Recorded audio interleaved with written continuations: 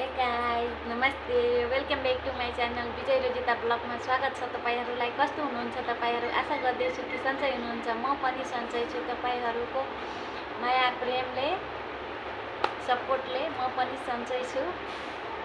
आज मेरो घरबाट सामान पठाइदिनु भइराछ कि मेरो सासू मम्मीले अनि के पठाइदिनु भइराछ। म पछि हेराउँछु। अहिले सामान आएको छैन, गाडीमा छ, आइराछ।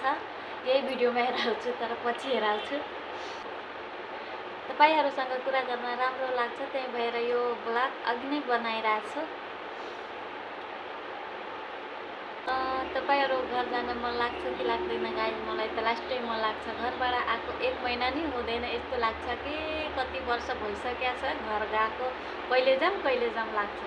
तपाईहरुलाई यस्तो लाग्छ कि लाग्दैन? मलाई थाहा छ अब सबैजनाको घर एकै नासको हुँदैन। अब कसैको घरमा प्रब्लम होला, कसैको घरमा कसैसँग बन्दैन होला, त्यही भएर बाहिर बस्या होला। कोही बच्चा पढाउनलाई बाहिर बस्या होला, कोही कामको लागि बाहिर बस्या होला, कमाउनको लागि बाहिर बस्या होला, कोही चाहिँ कोही घरको प्रब्लमले बाहिर बस्या होला।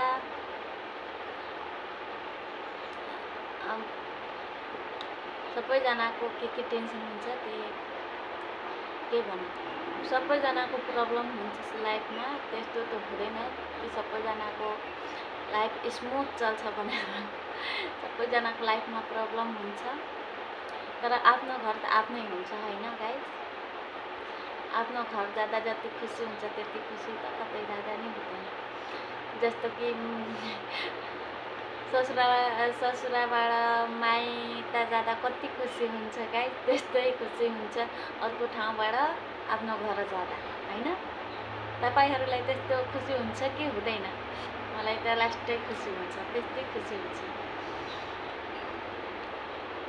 मेरो हस्बेन्ड पुलिस छ के, अनि यो कुरा पुलिस र पुलिसको वाइफलाई थाहा होला कि कतै जानलाई, घर जानलाई, कतै जानलाई बिदा बढाउनु पर्छ। अब त्यो बिदा आज हुन्छ कि भोलि हुन्छ कि 2 दिनपछि हुन्छ कि 4 दिनपछि हुन्छ थाहा हुँदैन। घर जाने बेलामा यस्तै हुन्छ कि मेरो बुढोले बिदा बढाउँछ अनि भन्नुहुन्छ कि बिहानै जानुहुन्छ कि अफिस मेरो हस्बेन्ड, अनि भन्नुहुन्छ तिमीहरू म बिदा बढाइसकेका छु, आज बिदा हुन्छ, तिमीहरू सबै थोक रेडी पारेर बस्छ, रेडी भएर बस्छ, म आउँछु अनि त्यसपछि निस्किने घर जाने भनेर जानुहुन्छ। अनि फेरि जाने बेलामा फोन गरेर भन्नुहुन्छ कि बुढी बिदा भएन, अब भोलि जाने रे भनेर। त्यसपछि त मेरो रिस कहाँ पुग्छ। त्यो दिन त मेरो हस्बेन्डसँग झगडा पर्छ। त्यो दिन मेरो रिस कस्तो हुन्छ त्यो त मेरो बुढोलाई थाहा हुन्छ।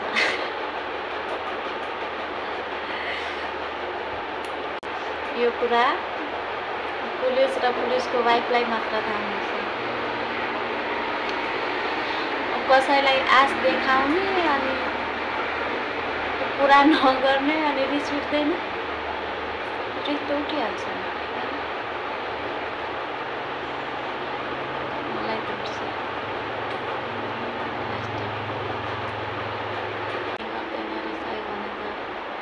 त्यही 2 दिन 3 दिनसम्म गुम्म परेर बस्छु। त्यसपछि त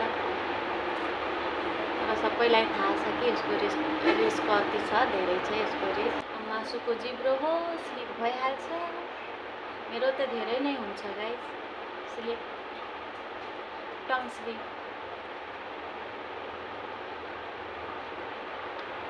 एउटा कुरा सुन्नु थियो कि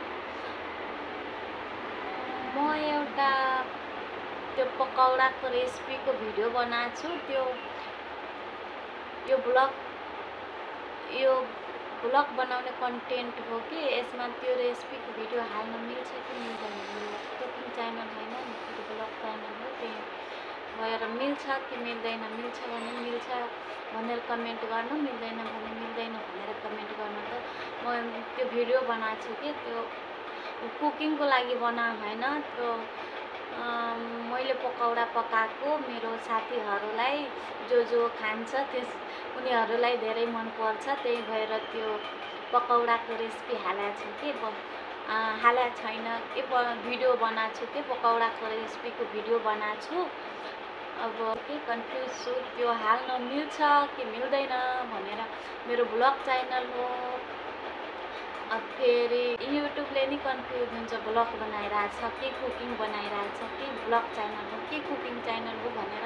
त्यही भएर मलाई अलि डाउट भइरहेछ कि त्यही भएर तपाईँहरूसँग सोधिरहेको छु त्यो हाल्न मिल्छ कि मिल्दैन भनेर। मेरो त ब्लगिङ च्यानल हो नि, म ब्लग बनाउँछु, ब्लगिङ गर्छु। त्यो हाल्न मिल्छ कि मिल्दैन त्यो मलाई थाहा छैन। तपाईँहरूलाई थाहा छ भने प्लिज भनिदिनु त्यो हाल्न मिल्छ कि मिल्दैन भनेर। तर मलाई अब सामान आएपछि फेरि देखाउँछु है। अहिले म बन्द गरिदिन्छु। अब सामान आइरहेछ, सामान आइसकेपछि म फेरि देखाउँछु के सामान पठाइदिनु भएको छ मेरो सासू मम्मीले। हेर्नु गाइज मेरो घरबाट के पठाइनु, मेरो सासू मम्मीले के पठाइदिनु भएको छ, लिची। अनि यो पनि छ तरकारी घिरौला। काँक्रो जस्तो देखिरहेको छ है, मलाई नि त्यस्तै लाग्यो। खोल्ने बित्तिकै काँक्रो पठाइदिनु भएको छ भनेर। अनि काँक्रो होइन घिरौला हो, घिरौला घिरौला घिरौला घिरौला घिरौला पठाइदिनु भएको छ। लौका पनि पठाइदिनु भएको छ। म भाँचिदिएको छु, ठुलो थियो खाइदिएको छु। मैले भाँचिदिएको छु गाइज, ठुलो थियो त्यही भएर फ्रिजमा आँटिरहेको थिएन। अनि मैले भाँचेर राखेँ फ्रिजमा आँटाउनलाई। अच्छा लिची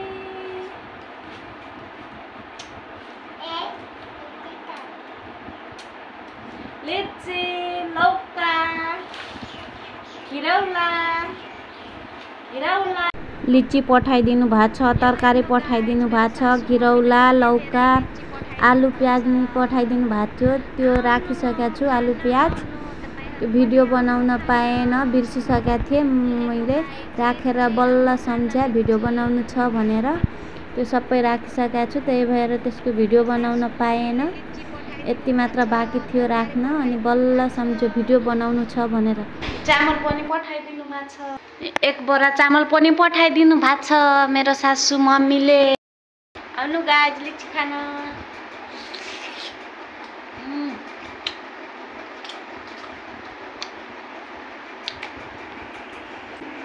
आउनु साथीहरू लिची खान आउनु। हेर्नु त मेरो छोरी खाइरहेछ बिउ।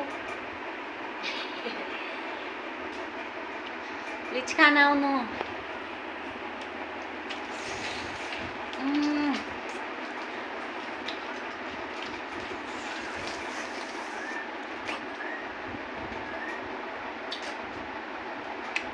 धेरै नै रसिलो छ गाइज लिची। बिउ पनि ठुलो ठुलो रहेछ। लिची त मिठो रहेछ, मिठो मिठो लिची रहेछ, मिठो स्वादिष्ट है सिच्छु। गुलियो रहेछ, गुलियो गुलियो लिची रहेछ है सिच्छु। हस् हो गुलियो हो। यता यता हेरेर भन गुलियो हो। हो मिठो हो कि होइन? जोडले भन मिठो हो कि होइन?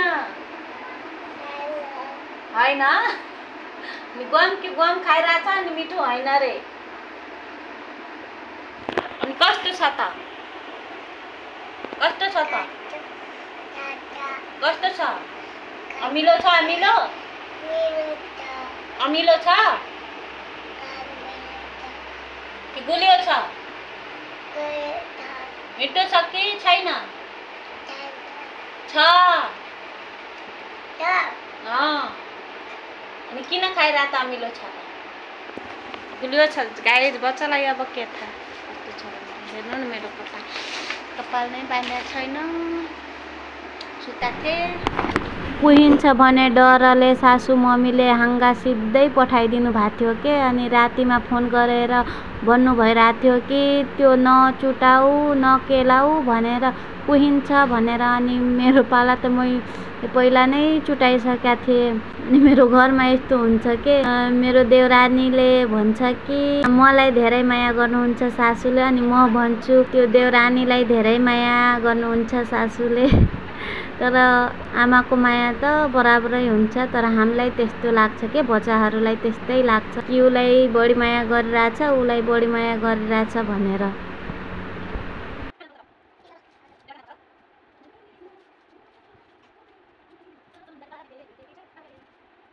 मलाई सिङ्गिङ गर्न धेरै मनपर्छ कि त्यही भएर म लिची लिएर सिङ्गिङ गरिरहेछु। अब कपिराइट आउँछ भनेर म भोइस नै हालिरहेको छु। अब के गर्ने, कपिराइट आयो भने फेरि बर्बाद हुन्छ, त्यही भएर भोइस नै हालिदिइरहेको छु। कपिराइट आयो भने हटाउन पाइन्छ नि। हामी दुई देवरानी जेठानी छौँ के, अनि मेरो सासू मम्मीले धेरै माया गर्नुहुन्छ, दुवैजनालाई धेरै माया गर्नुहुन्छ किनकि मेरो सासू मम्मीको कुनै छोरी छैन नि। अनि हामीमै आफ्नो रहर पुर्याउनुहुन्छ के मेरो सासू मम्मीले। अनि केही सामान सक्यो भने एकल जान्छ अनि दुवैजना कहाँ पुर्याइदिनुहुन्छ कि मेरो सासू मम्मी धेरै राम्री हुनुहुन्छ।